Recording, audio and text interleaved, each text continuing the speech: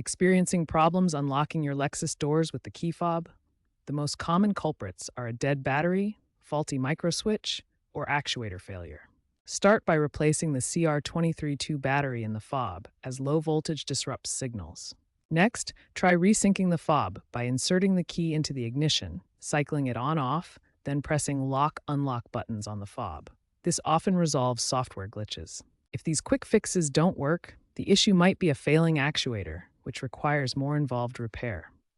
Remember, physical key fobs are still the primary method for older models, but newer models are more reliant on digital keys or smartphone apps. If resyncing doesn't work, a faulty button or microswitch is likely the cause. You can try disassembling the fob and cleaning the microswitch contacts with isopropyl alcohol if you're comfortable with DIY repairs. However, be careful not to damage the internal components. If the door still won't unlock, the actuator might be the problem. This motorized component physically engages the door latch. Actuator failures often require professional replacement.